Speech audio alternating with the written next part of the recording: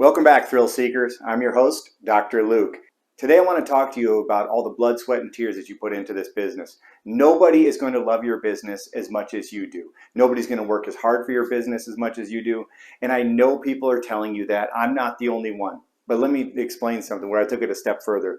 When we hire people, we actually take out the family for dinner. Ideally, we prefer not to have children because it's a pretty serious conversation that you're going to have. We do encourage the spouse to come out at a minimum. And we say that because I will actually sit at that dinner, and I've done this with the last couple of employees. I have said, I'm here to sell you on all the reasons why you should not work for us. And I mean, that kind of is mind-blowing in a way, because they're like, why would you be selling us on why not to work for us? Because they need to understand and be totally transparent about all the hard work that you put in, the hours you put in, and that you may not expect those same hours from them, but that you do push hard. And then also you're going to find when you're hiring employees too, they're going to want this job description, and you can give it to them the best that you can. Any big organization, you work at one of these monster organizations like Accenture or Walmart or something like that, they have a job description, very specific.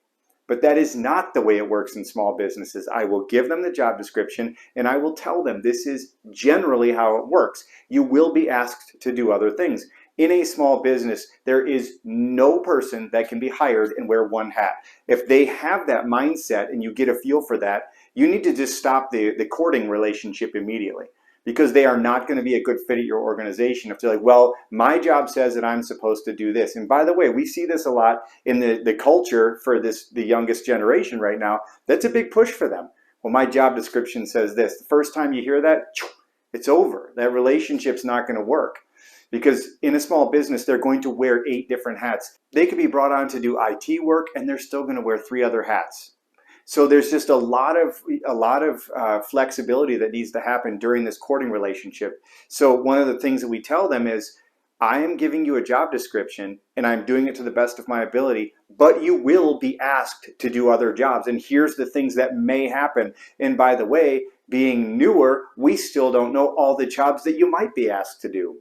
Now, if that's exciting for that particular personality, you got to win. That's a great thing. You need somebody who's super flexible. And remember, you got to really be vigilant about those boundaries that they want to set too. If it's somebody with younger family members, maybe they have small kids or something, well, you got to remember as the business owner that you got to give them a little bit tighter scope. But if it's somebody that's totally on board and says, I love flexibility, as a matter of fact, I hate the mundane, and I love for things to change all the time, that's what you're listening for. Because somebody who says, I'm a super specialist at this, well, I'm not going to tell you that you know how to run your business. Maybe you're in software development or something like that, and that's exactly what you need all the time.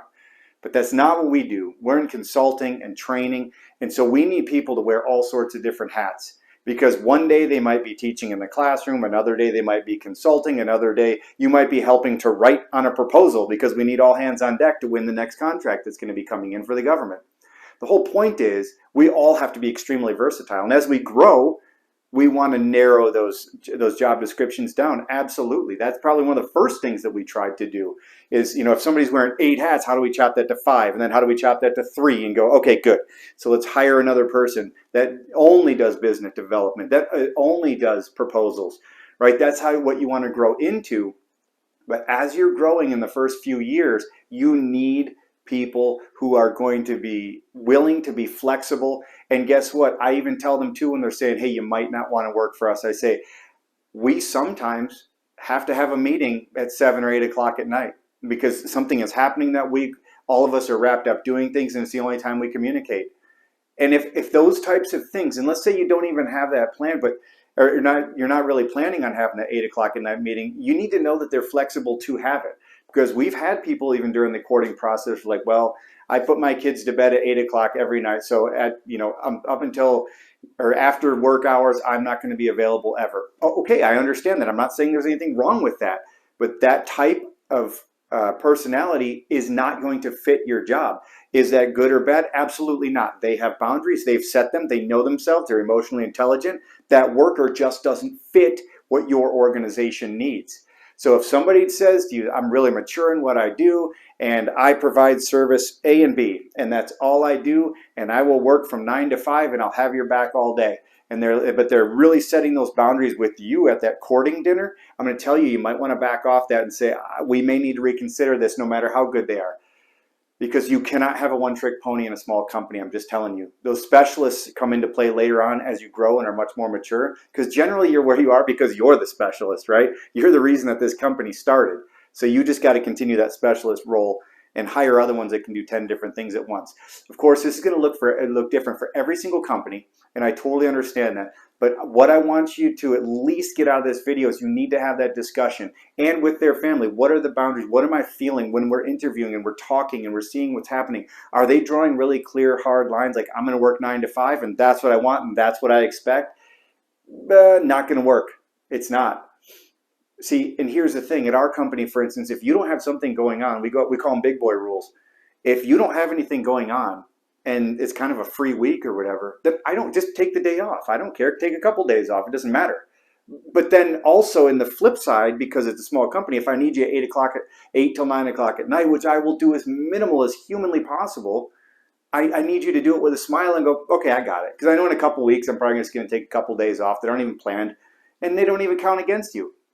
Which brings me to the point of that's a great negotiating chip. When you're hiring at your small company, there's a lot that you can't provide that big companies can.